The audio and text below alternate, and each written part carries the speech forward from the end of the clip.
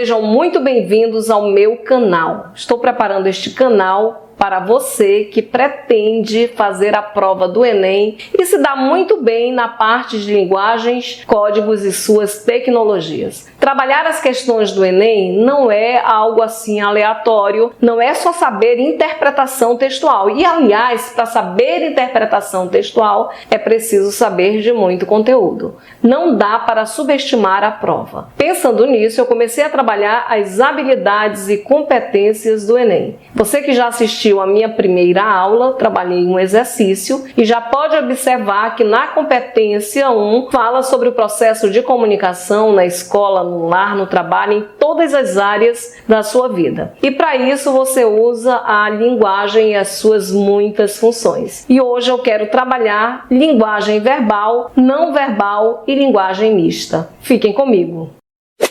Eu sou a professora Marijane Fernandes, sou professora de língua portuguesa há muitos anos. Sou aqui de Manaus, Amazonas. Já trabalhei em várias escolas e ultimamente trabalho em um dos melhores cursinhos aqui do Amazonas. Na aula de hoje eu quero relembrar um assunto que ele é muito fácil, mas é muito importante pensar sobre ele. É a questão da linguagem. Antes de nós pensarmos o que é uma linguagem verbal e não verbal, nós temos que pensar no conceito de linguagem. O que é uma linguagem? Todos os seres se comunicam por meio de linguagem? Linguagem é a mesma coisa que comunicação? Não. É claro que não. Linguagem não é a mesma coisa que comunicação. Nós nos comunicamos por meio da linguagem, seja linguagem verbal, não verbal ou até mesmo a linguagem mista. Nós nos comunicamos por meio de uma linguagem. Quando nós pensamos nos animais, os animais não possuem linguagem. Eles se comunicam, mas não é por meio da linguagem. Aí você vai dizer, mas como que não, professora? A senhora já viu um macaco, como ele se comunica, os gorilas? Já vi, é muito interessante. Aí você diz, e os golfinhos? Incrível, golfinhos, as abelhas, é incrível como elas dizem uma para outra onde tem pólen, as formigas, sei que eles se comunicam de uma forma bem sofisticada, mas eles não utilizam linguagem. Por quê? A linguagem é dos seres racionais, do homem, da humanidade, do ser humano. Isso voltando aqui para meu assunto de língua portuguesa. Se você acompanhar comigo, nós temos aí uma definição dos parâmetros curriculares que dizem o seguinte sobre linguagem. A linguagem é a capacidade humana de articular significados coletivos e compartilhados. A principal razão de qualquer ato de linguagem é a produção de sentido. Tá vendo? Eu grifei essa parte aí do coletivo e de compartilhamento. Temos a necessidade mesmo, no ato de comunicação, usar a linguagem para compartilharmos informações. Esse meio é coletivo. Não dá para viver sozinho, não dá. A pessoa fica louca, sozinho não dá. Outro conceito também bem interessante é o do Faraco e Moura, que ele diz: linguagem é todo sistema organizado de sinais que serve como meio de comunicação entre os indivíduos. Se você me apontar assim, professora, quer dizer que a linguagem de surdo-mudo também é uma linguagem? Sim, é uma linguagem não verbal, é um sistema. Por detrás de tudo aquilo tem um sistema organizado. Quando nós pensamos em linguagem, é o sistema mesmo de sintaxe, é um sujeito,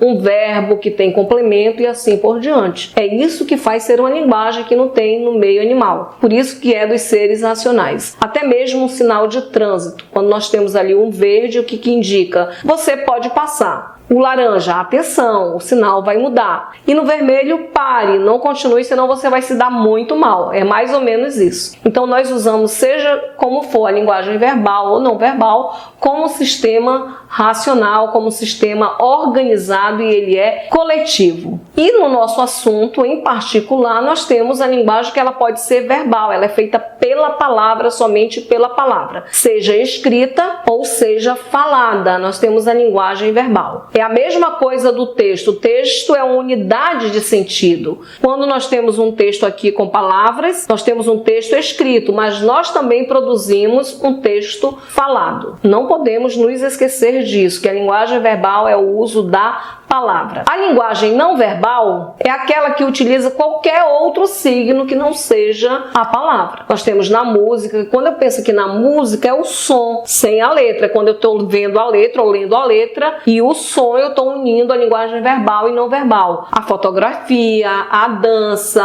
o teatro, a arquitetura, a escultura, tudo isso é linguagem não verbal. E a linguagem mista, que é uma das mais utilizadas pelo Enem, ele ama utilizar, é aquela em que eu misturo palavras e gestos, sejam eles quais forem. Muito utilizado nas histórias de quadrinho, nas tirinhas. Nós temos uma tirinha que ela diz o seguinte: estar sem emprego me deixa triste, filho. Temos aqui as pernas do pai e o filho olhando para cima e o sapinho também. E o sapinho está aqui com a expressão de sorriso. No segundo quadro, o menino diz: não fique, pai, o senhor não está sozinho. Parece que ele vai dar um conforto para o pai e o sapinho levanta os olhos. No terceiro quadrinho, o garoto fala: a cada dia há mais pessoas como você, apontando para o pai, e o sapinho fica assustado. Nós temos aqui tanto a linguagem verbal e não verbal como muito forte, expressivamente muito forte. Quando você for responder uma questão, seja ela qual for, você deve prestar atenção tanto na linguagem verbal quanto não verbal. Elas fazem parte da interpretação. No Enem, você vai primeiramente verificar o que diz o comando, a sentença, o que pede a questão para poder fazer a interpretação. Deixem essa anotação aí no caderninho de vocês. Vocês que estão começando comigo a estudar, tenham um caderno somente do nosso curso. Vai ser um curso completo, não sei quando eu vou terminar. Faz todas as anotações, desde a primeira aula que eu vou intercalar entre exercício e conteúdo. Quando eu precisar de um conteúdo mais forte, mais concreto,